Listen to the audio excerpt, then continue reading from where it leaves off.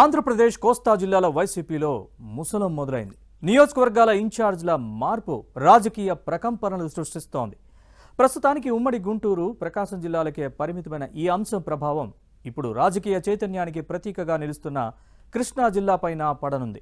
ఈ విషయాన్ని ముందుగానే పసిగట్టిన కొందరు ఎమ్మెల్యేలు ముఖ్యమంత్రి జగన్కు మొరపెట్టుకున్నా పెద్దగా ప్రయోజనం లేదని టాక్. అసలు కృష్ణా జిల్లా వైసీపీలో ఏం జరుగుతోంది? ఇన్ఛార్జ్ మార్పు హిట్ లిస్ట్లో ఉన్న ఎమ్మెల్యేలు ఎవరు?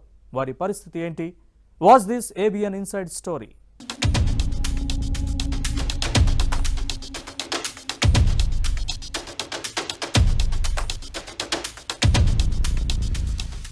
వైసీపీ 4.5 పాలనలతో ప్రజలు విసిగిపోయారు. ముఖ్యమంత్రి జగన్ అస్తవ్యస్త విధానాలతో ప్రభుత్వంపై వ్యతిరేకత పెరిగింది.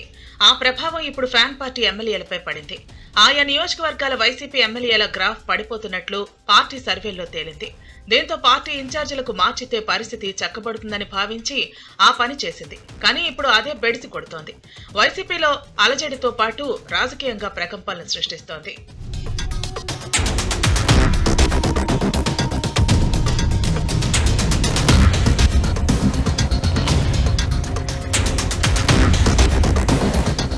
గుంటూరు, ప్రకాశం జిల్లాల్లో జరిగిన ఇన్ఛార్జీల మార్పులు అంశం త్వరలోనే కృష్ణా జిల్లాకు విస్తరించనుంది. ఇటీవల జరిగిన 11 మంది ఇన్ఛార్జీలను మార్పు తర్వాత జిల్లాకు కొందరు ఎమ్మెల్యేలు ముఖ్యమంత్రిని కలిశారు.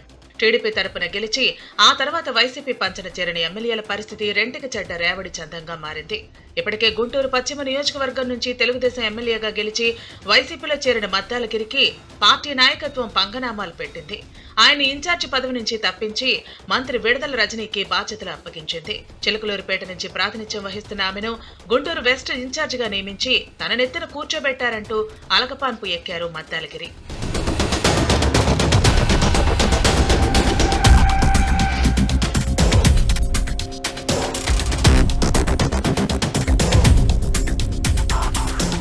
ఇక కృష్ణా జిల్లాలో గన్నవరం నుంచి గెలుపొంది ఆ తర్వాత వైసీపీలో చేరిన వల్లభనేని వంశీ సీటుకు కూడా ఎసరు పెట్టింది ఫ్యాన్ పార్టీ నాయకత్వం.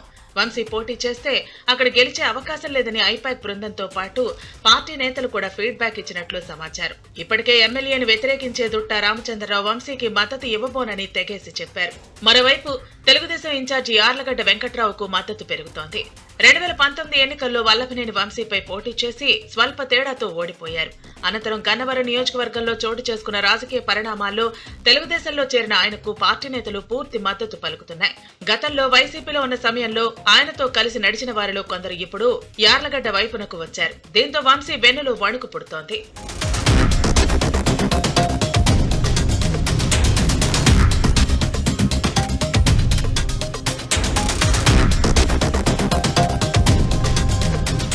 వచ్చే ఎన్నికల్లో గెలిపే లక్ష్యంగా పెట్టుకున్న యార్లగడ్డ వెంకట్రావు గన్నవరం నియోజకవర్గంలోని గ్రామాల్లో పకడ్బందీగా గ్రౌండ్ వర్క్ చేస్తున్నారు. టీడీపీ వ్యూహంతో MLA Vallabhaneni Vamsi mind blank అవుతోంది.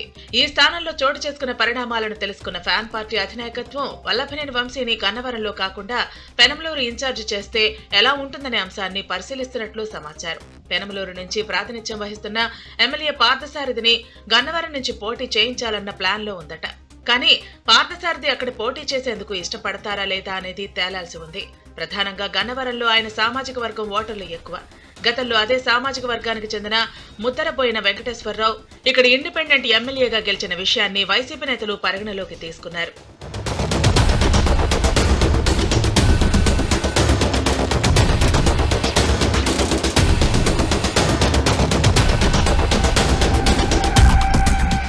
అయితే పార్థసారథి ప్రస్తుతం అంతా క్రియాశీలకంగా లేరు. ఇన్ఛార్జీల మార్పు సమాచారం తెలుసుకున్న వంశీ ముఖ్యమంత్రి జగన్ ను కలిసేందుకు తాడేపల్లి ప్యాలెస్ కు వెళ్లారు. వంశీతో పాటు కొడాలి నాని, జోగి రమేష్ కూడా అక్కడే ఉన్నారు. ఆ తర్వాత పేర్ని నాని, సింహాద్రి రమేష్ కూడా ప్యాలెస్ లో ప్రత్యక్షమయ్యారు. అక్కడ ఏం జరిగిందనేది బయటకు రాకపోయినప్పటికీ గన్నవరం, పెనమలూరు వైసీపీ ఎమ్మెల్యేల సీట్లు పరస్పర మార్పిడి ఉంటుందని వైసీపీ వర్గాల్లోనే విస్తృతంగా ప్రచారం జరుగుతోంది. ఈ నేపథ్యంలోనే హైకమాండ్ తీసుకునే నిర్ణయానికి వీరిరువురు అంగీకరిస్తారా లేదా అనేది వేచి చూడాల్సి ఉంది.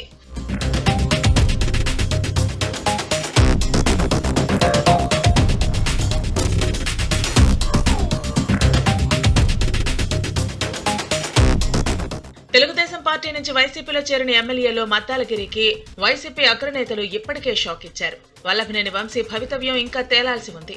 ప్రకాశం జిల్లా చీరాలలో కరణం బలరాం కూడా టీడీపీ తరపున గెలుపొంది వైసీపీలో చేరారు. ఆయన కూడా ఈసారి తన కుమారుడు వెంకటేష్ కు సీట్ ఇస్తారని చెబుతున్నారు. ఇది కూడా ఇంకా ఎవరూ ధృవీకరించడం లేదు. దీంతో దీనిపై సందిగ్ధం నెలకొంది. విశాఖ సౌత్ నుంచి గెలుపొందిన టీడీపీ ఎమ్మెల్యే వాసుపల్లి గణేష్ కూడా ఆ తర్వాత వైసీపీకి మద్దతు పలికారు. ఆయన భవితవ్యం కూడా ఇంకా తేలాల్సి ఉంది. తెలుగుదేశం టికెట్ పై గెలిచి ఫ్యాన్ పార్టీ పంచన చేరిన ఎమ్మెల్యేల పొలిటికల్ ఫ్యూచర్ ఊగిసలాట్లో పడటం హాట్ టాపిక్ గా మారింది. ఇన్ఛార్జీల మార్పుతో కోస్తా జిల్లాల వైసీపీలో పుట్టిన ముసలం రాష్ట్రమంతా విస్తరించే అవకాశం ఉందని అధికార పార్టీ నేతలే ఆఫ్ ద రికార్డ్ గా చెప్తున్నారు. మున్ముందు పరిణామాలు ఎలా ఉంటాయో చూడాలి.